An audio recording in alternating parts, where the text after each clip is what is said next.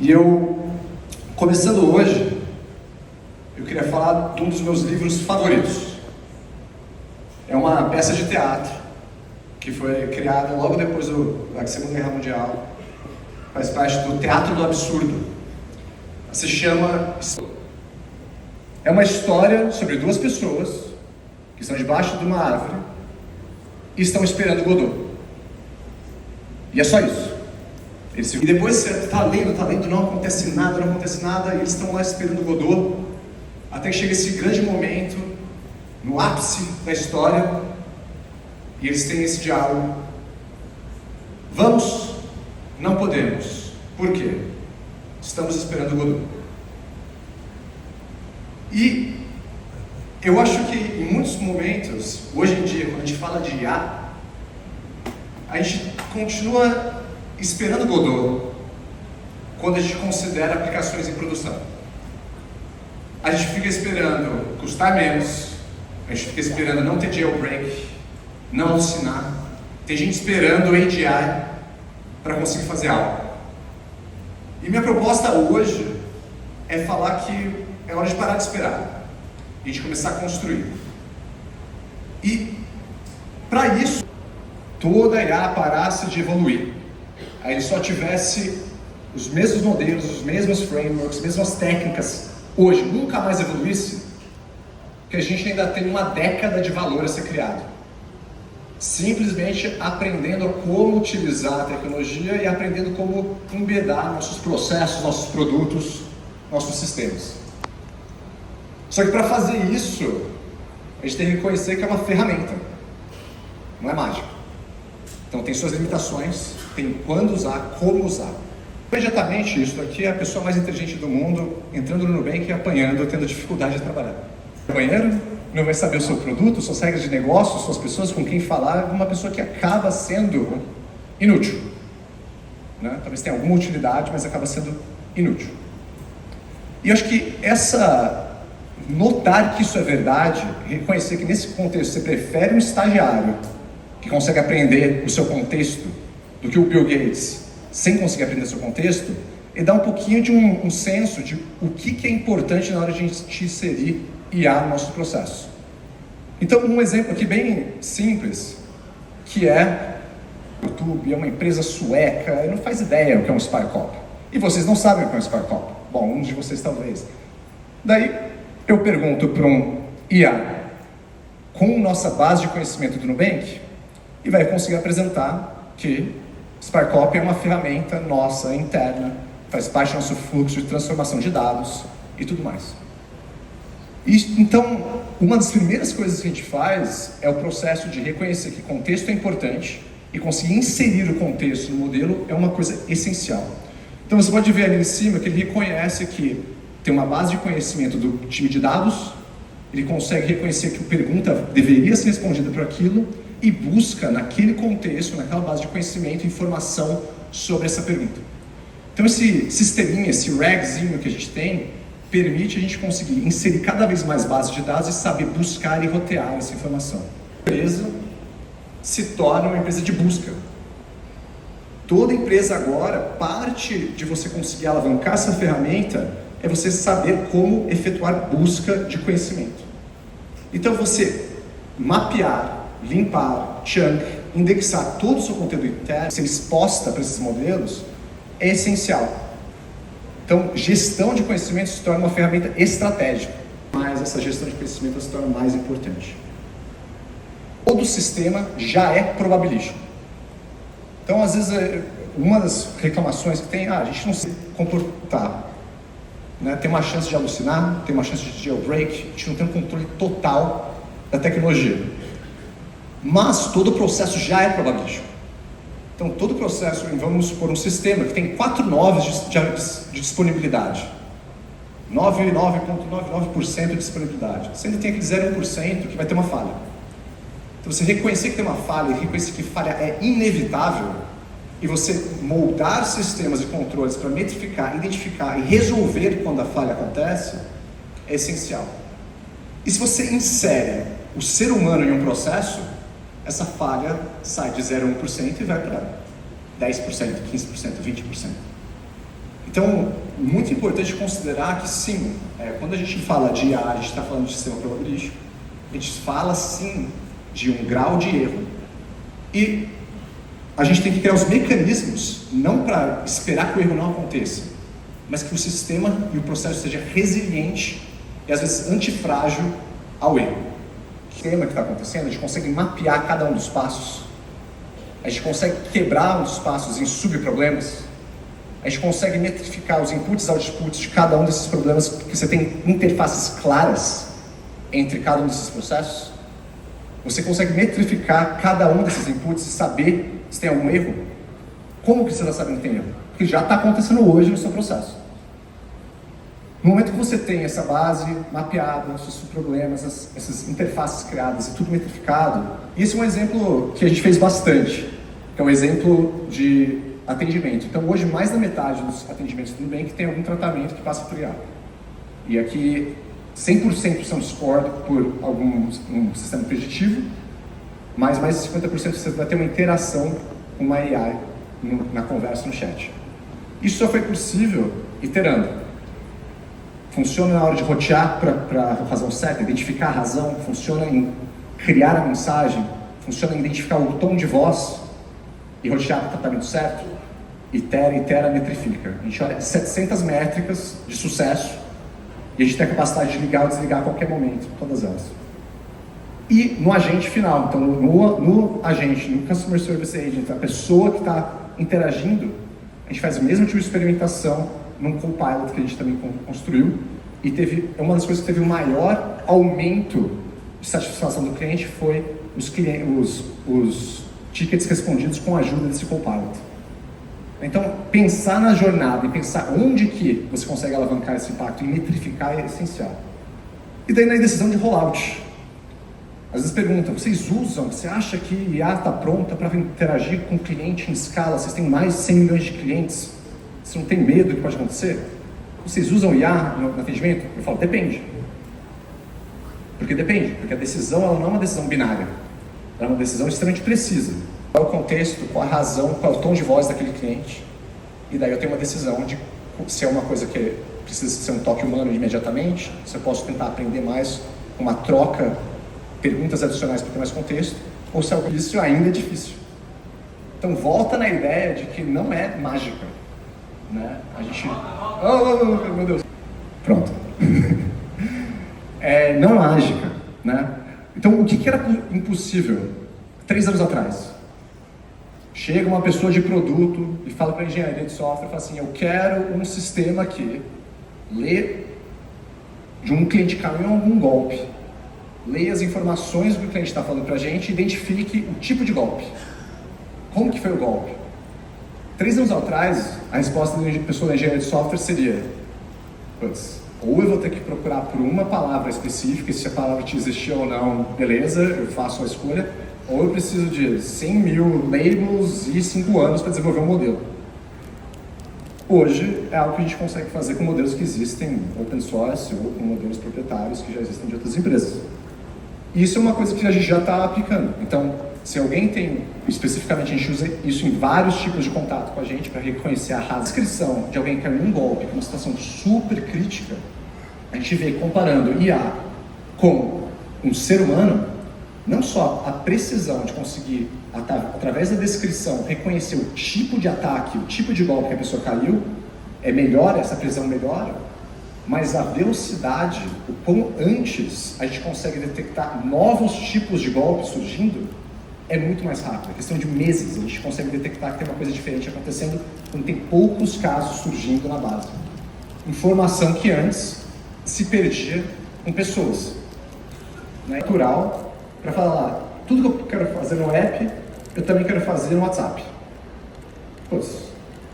Aí é chatbot, é colocar, escolha 1, 2, 3, 4, 5, é uma complexidade que você joga para o cliente, não era uma coisa trivial fazer. Hoje em dia, cada vez mais existe a possibilidade de você, através de voz, comandar ações, através de texto, comandar ações. Então isso é uma coisa que a gente está explorando e colocando Pix via voz no aplicativo, a gente está agora anunciando transferências via WhatsApp, também algo poderosíssimo em você conseguir transformar linguagem natural em comandos, é uma coisa que a gente está apostando e está iterando bastante. fazer um Google que você consegue fazer com que o seu sistema consuma aquilo imediatamente. Uma coisa que seria impensável 3 anos atrás. Então, uma das coisas que a gente fez é realmente oferecer isso como API para os nossos desenvolvedores. Então, uma das primeiras coisas que a gente fez foi criar um proxy que, se eu acesso modelos externos através desse proxy, eu garanto que todos os logs de auditoria estão de pé, eu garanto que nenhuma informação sensível vai sair do nosso ambiente, eu garanto controle de acesso. Então, criar esse tipo de controle permite que centenas de usuários internos vão inovando em cima. Então, a gente tem em cima de ter isso de pé. Essencial e complexidade acidental. Complexidade essencial é que faz o seu trabalho ser difícil. É parte natural do problema que você está tentando resolver. É algo que você não consegue minimizar de maneira unilateral só adotando uma ferramenta. Uma coisa que é muito mais sistêmica. Então, por exemplo, qualidade de dados, garantir dados de qualidade. É uma complexidade essencial. Eu não consigo abstrair aquilo. Todas as suas regras de negócio, garantir segurança, garantir que você vai ser resiliente a falhas, mudança de requerimentos, porque o mundo muda. Isso são partes de complexidade essencial que IA, de uma maneira unilateral, não abstrai essa complexidade. Também é um lugar que IA consegue introduzir novos tipos de complexidade acidental. Acidental é aumento de complexidade porque não temos informação suficiente, não temos as ferramentas corretas, temos dívida técnica, temos legado, temos testes insuficientes. É coisas que a gente faz acidentalmente que deixa as nossas vidas mais difíceis.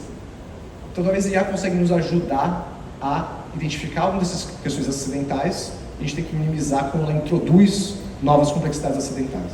A maior parte dos custos de software está em manter o software, não está em construir e criar o software. Não é o 0 para 1 que dói, é manter aquilo por uma vida inteira. Porque vai mudar os requerimentos, vai mudar os seus clientes, vai mudar a sua escala. Então, nesse sentido, essa complexidade essencial ela sempre vai existir. E a cara do trabalho vai moldar e mudar muito por conta dessa complexidade essencial que faz parte do ciclo de construir software. Tem uma nova versão de uma biblioteca, tem uma nova tecnologia, um novo framework, é uma coisa que é repetível o suficiente, mas não é um script. A gente está explorando aqui, a gente conseguiu em alguns casos um aumento de 12 vezes de velocidade de conseguir adotar algumas migrações dessas. Então, não é todo tipo de migração, mas tem alguns tipos específicos que funcionam bem. Outro tipo de coisa que fala um pouco, mas a gente tem acho muito legal, é toda a análise de logs. Então, você tem logs de toda a informação que a gente tem. Quando tem um incidente, a gente usa AI para identificar quais são boas hipóteses da causa raiz desse incidente. E consegue filtrar muito do barulho e vai apontar, olha essas coisas aqui tem alguma coisa estranha.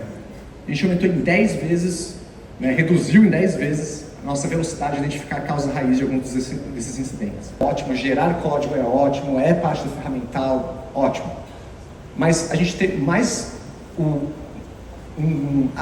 assistente que ajuda a gente a tomar ideias melhores, que ajuda a enforçar melhores práticas, que ajuda a gente, através de um método socrático, melhorar o design das nossas soluções, ou que ajuda a gente a melhorar como a gente entende o sistema.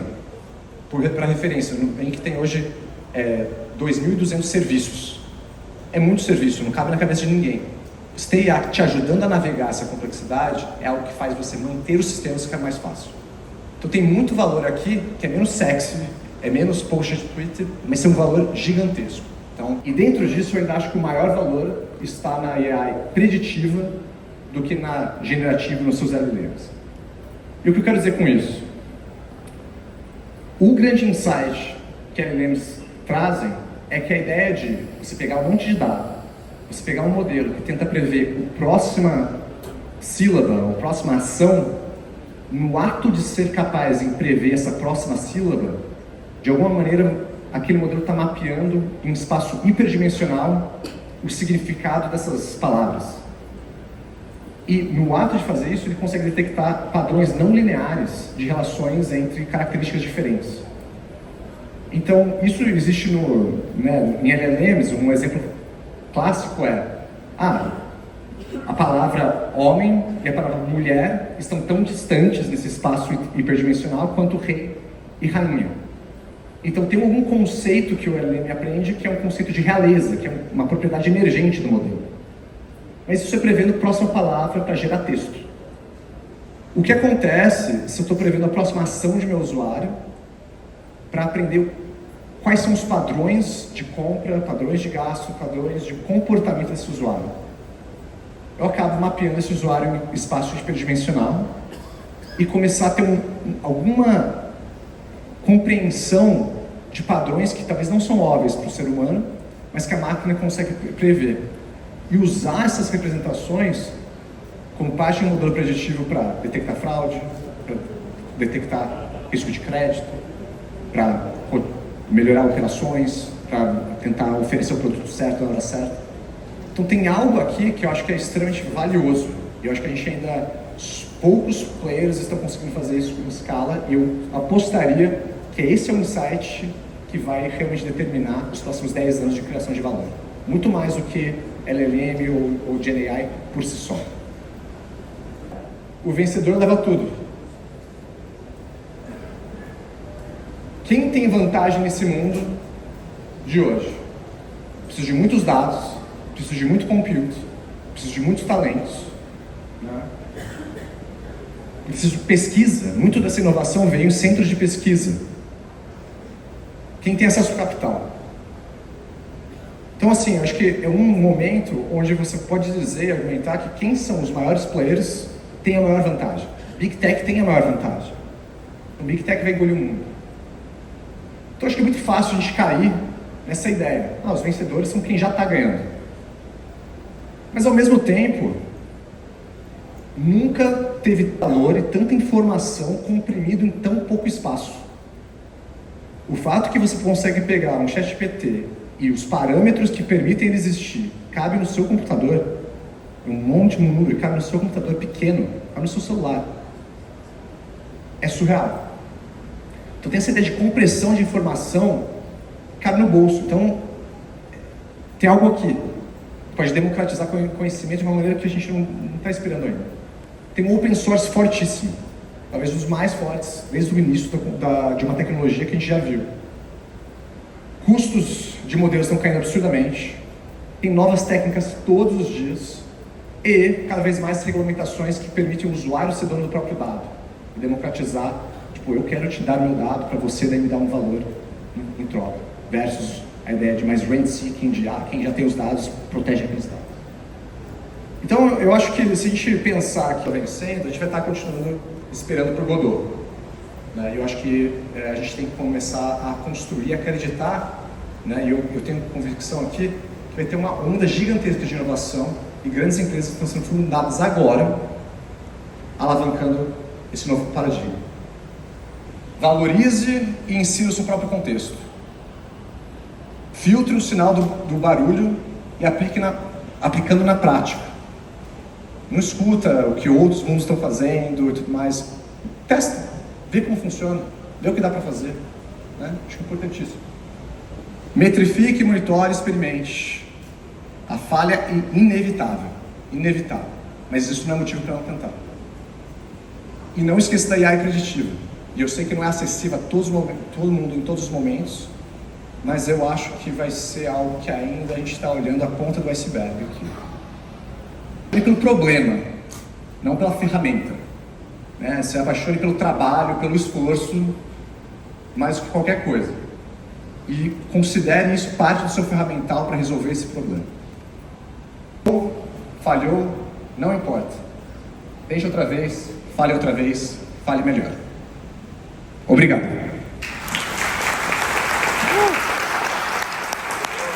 Muito bem, cara. Manda demais, parabéns. Ótima habilidade.